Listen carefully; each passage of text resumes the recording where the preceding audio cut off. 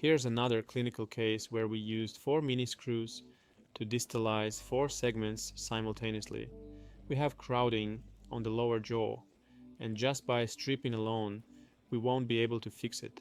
We'll have to tilt the teeth very strongly buccally, which will lead to exposure of their roots. Therefore, we decided to create space through both interproximal reduction and distalization, since in this case we have good occlusal contacts between the teeth of the upper and lower jaws. We understand that the upper teeth should likewise be moved in the same direction. The feature of this case is that the lateral incisors here on the upper jaw are small in size. Accordingly, we expect gaps to appear between the teeth upon completion of this distalization. Let's look at the initial condition in the photos. Right and left sides, the upper jaw. There are also shots from the treatment stage when we fixed the aligners and began using elastics attached to the mini screws and buttons. This is the process of wearing, the process of putting on elastics. We need them to create anchorage for moving the teeth. The setup looks like this. On the upper jaw we use our standard protocol 50-50. So first we move the 7th teeth by 50% of the planned distance. On the next stage we shift them the remaining 50%, then start moving the 6th teeth, and so on with premolars. When we start moving the canines, we transfer the wear of the elastics to them and complete the retraction. Canines and incisors. Since our lateral incisors have small clinical crowns, we assume there will be restorations here.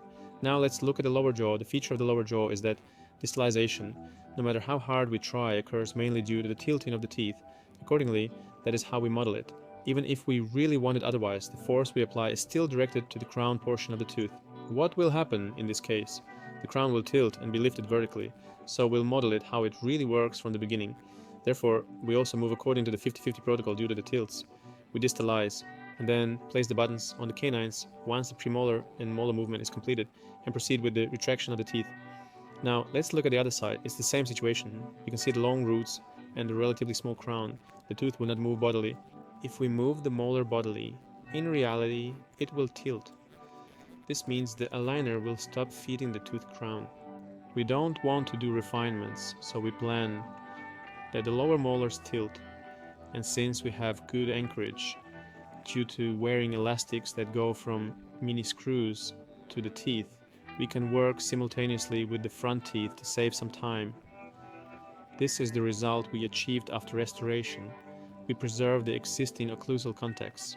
Yes, the teeth had moved vertically, but this did not prevent contacts from re-establishing after the completion of our orthodontic treatment, and we see harmonious dental arches. Everything worked well. Here, I would have adjusted the position of the incisors a bit, but apparently the patient was already tired of the treatment, and they stopped at this stage. As usual, I made the setup, and another doctor applied the aligners in another clinic, so I only control the part of the process related to the setup. What conclusions can we draw in this case? First, if we want to distalize 4 segments at once, or 2 segments on one side, right or left, we cannot rely on class 2 or class 3 elastics only. We need to use auxiliaries like mini screws. Distalization should follow the standard protocol 50-50. In my opinion, this is the optimal protocol. While moving the posterior teeth, we should also work with the anterior teeth to save the patient treatment time. And in the case of mismatched tooth sizes of the upper and lower jaw, it is normal to plan restorations. Because, as you can see, we cannot close the space orthodontically here. The upper teeth are simply not wide enough to completely close the existing space.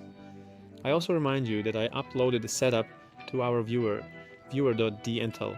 You can do the same. The setups that you plan by yourself using our service can be uploaded to the cloud, and you can get links to share them with your clients.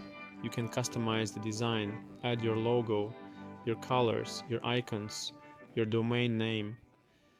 In this way, your clients, doctors, and patients will view your wonderful virtual 3D plans.